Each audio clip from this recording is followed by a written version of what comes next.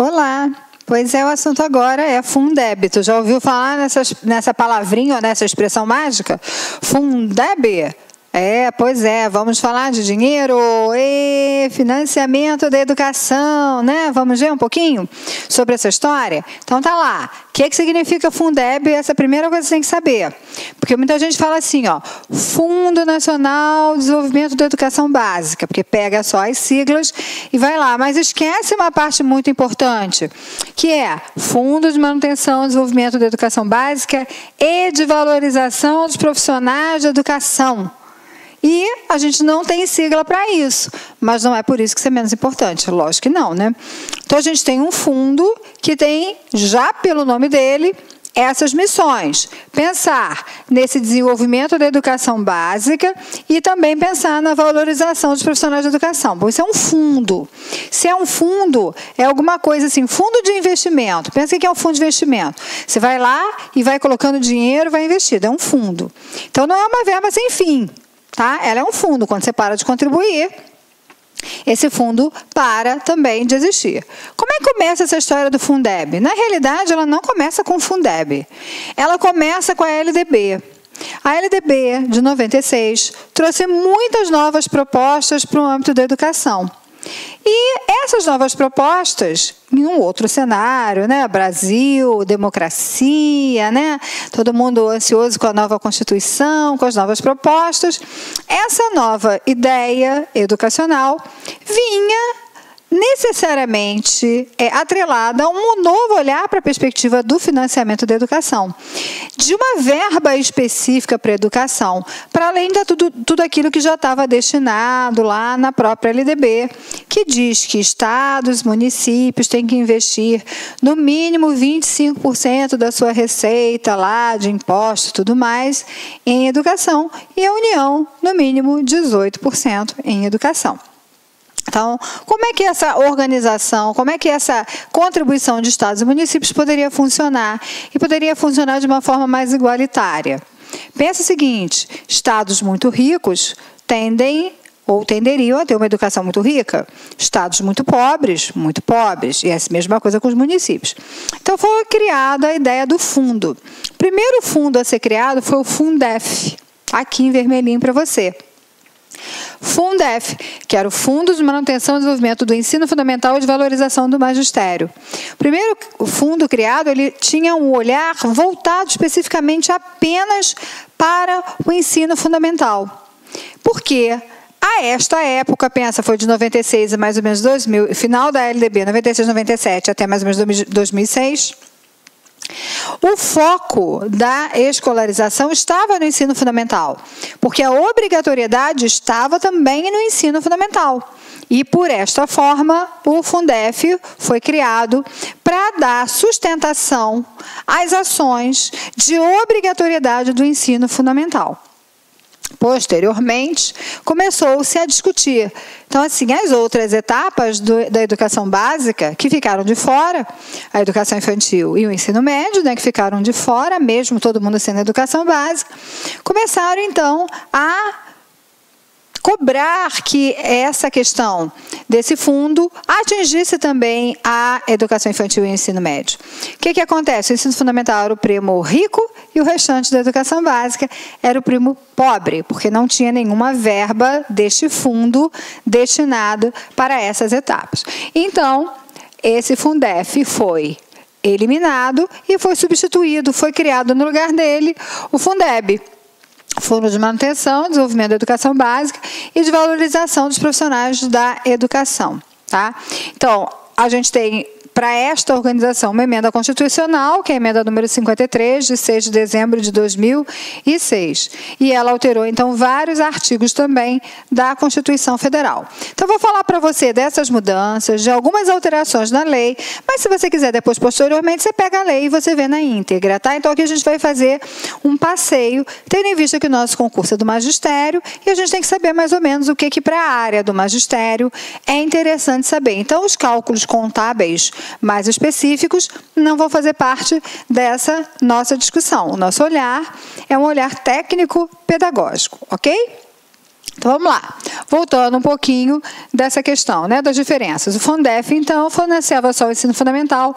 Aqui a gente coloca do 1º ao 8º ano, porque lembra que a ideia do ensino fundamental em 9 anos só surge a partir de 2006. Até então, a gente falava de um ensino fundamental que era de 8 anos, do 1º ao 8 anos de escolaridade, e não do 1º ao 9º, como a gente fala hoje, tá? Então, ele vigorou por 10 anos, e esta ideia, então, do Fundeb, que começa em 2017, tem essa previsão de duração de mais ou menos 14 anos. Mas não soma 2007 mais 14, tu vai achar 2021.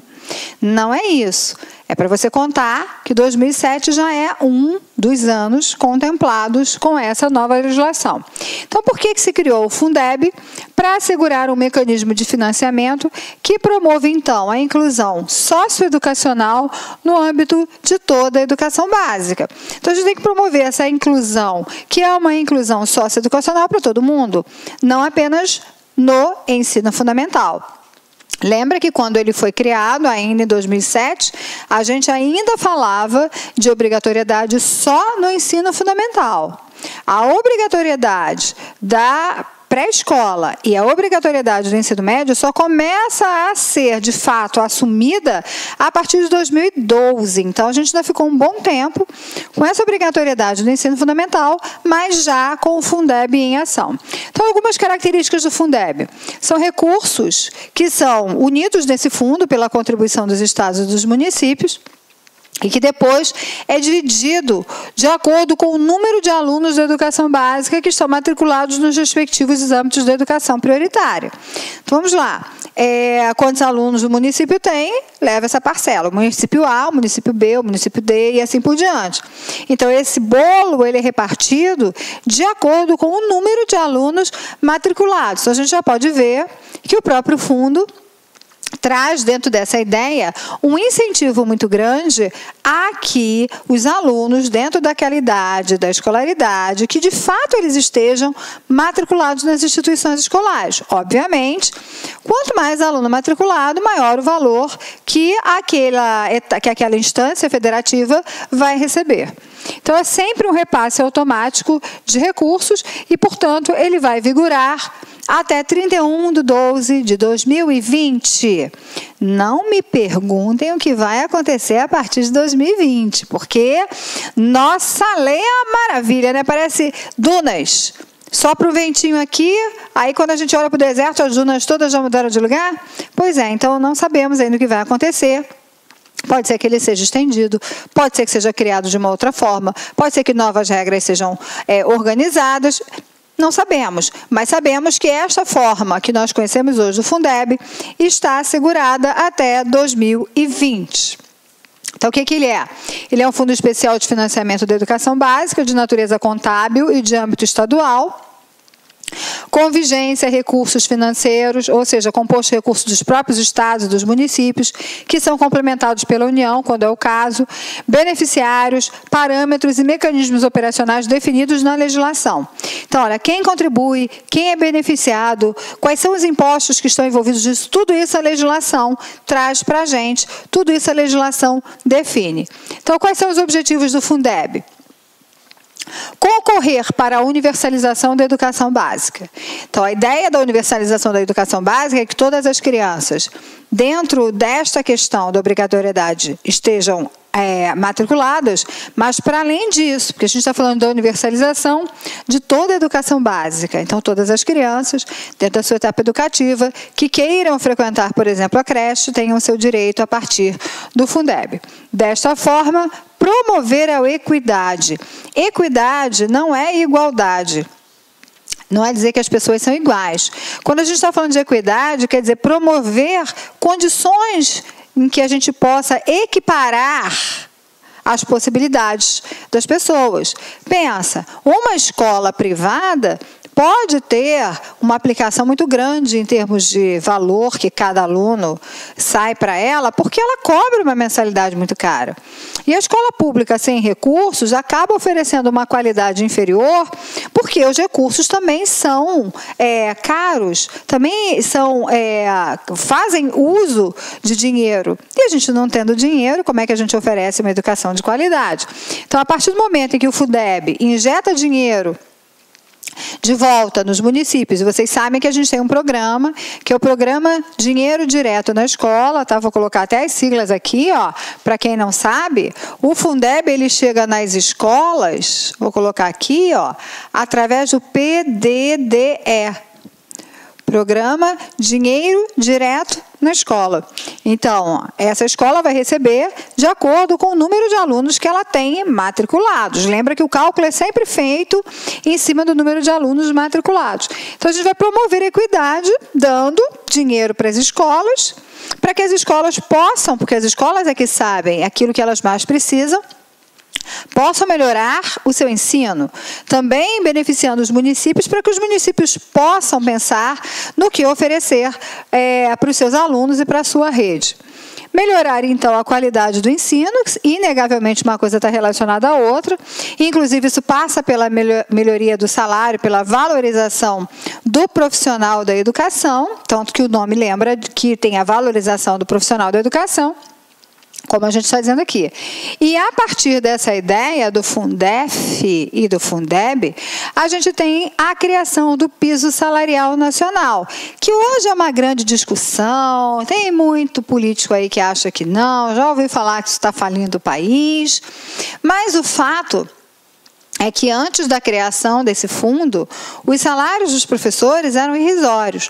Não estou dizendo que os salários dos professores agora são os melhores salários, mas a gente tem que reconhecer que nos últimos 10, 15 anos, os salários dos professores passaram a ter diferenciais, a ser diferenciados, pelo menos na maioria dos lugares, infelizmente não em todos. O piso salarial nacional sempre foi calculado em cima de 40 horas, um professor com 40 horas, e a última notícia que eu tive desse piso, ele estava em torno de R$ 1.600. Você vai pensar, é muito? Não, é muito pouco. Gente, é muito pouco para 40 horas de trabalho para um professor. Mas, se você pensar que algum tempo atrás o professor trabalhava 40 horas em alguns lugares, ele ganhava salário mínimo, ou ele ganhava menos até do que um salário mínimo, a gente vai ver que houve algum ganho desde essa implementação do Fundeb até agora. Ninguém está dizendo que é tudo perfeito, porque não é, tá? Então, é só para lembrar do que mudou. A gente pode pensar também uma outra coisa. Se você tem aí, não sei qual a tua idade que está aí assistindo, mas dependendo, se você já for muito novinho, pergunta para alguém, tá? Você vai ver que as escolas públicas de algum tempo atrás viviam muito mais deterioradas do que as de agora. Por quê? Simplesmente as escolas não tinham recursos, elas não tinham verbas. Com a criação do fundo, esse cenário começou a mudar. De novo, não estamos no ideal, mas já temos mudanças em cima daquilo que inicialmente as escolas tinham ou a educação aprendia, tá? Então, existe toda uma base legal para a organização do Fundeb. Primeira coisa que a gente tem que saber, que ele tem uma vigência plurianual. Então, a gente está pensando sempre de 10 em 10 anos nessa questão. Então, assim, essa base legal de vigência plurianual, você tem essa criação da emenda constitucional, você tem uma regulamentação de 2007, você tem um decreto de regulamentação da lei, você tem uma portaria de 2007, e você tem procedimentos contábeis para o registro de recursos. Você também tem uma portaria normativa do MEC, também de 2007. Você também tem decretos que têm vigência anual. Então, por exemplo, esse aqui que eu coloquei de exemplo foi o de 2007, que define e divulga parâmetros anuais de operacionalização do Fundeb para 2007. Cada ano você vai tendo parâmetros de operacionalização, que estão de acordo com as questões culturais e com as questões do próprio fundo daquele ano.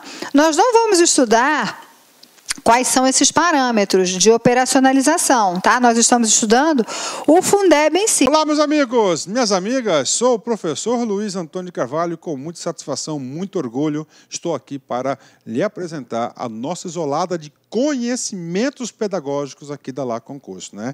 Antes de mais nada, eu peço licença, você estava assistindo no vídeo aí, ou do professor Bodão, ou da professora Márcia Gil, mas esse vídeo, nós temos a intenção de ser apenas um vídeo demonstrativo, para você conhecer a qualidade dos nossos professores. Esse vídeo representa apenas 20% da videoaula, da aula inteira. Quer assistir o restante? Então clique aqui embaixo que você tem um link, esse link vai direcionar você aí lá para o nosso site, uma isolada de conhecimentos pedagógicos total, né? Todas as aulas do professor César Bodão e todas as aulas da professora Márcia Gil. Investimento apenas R$ 80, 2 professores, prazo de acesso 60 dias, e durante esses 60 dias você pode assistir quantas vezes na hora que quiser, na hora que desejar, né? Tá certo? Carga horária 84 horas, né? Atualmente, eu digo atualmente por quê? Porque dentro desse prazo de 60 dias nós podemos ter aí alguma atualização, e esse módulo recebe aí todas as atualizações durante esse período, né? Quantidade de aulas, 109 horas, né? Ou seja, só aqui na Lá Concurso você pode ter certeza aí que é o melhor módulo de isolado de conhecimentos bancários existentes aí no mercado. Forte abraço, espero vocês. Fui, tchau. Clique lá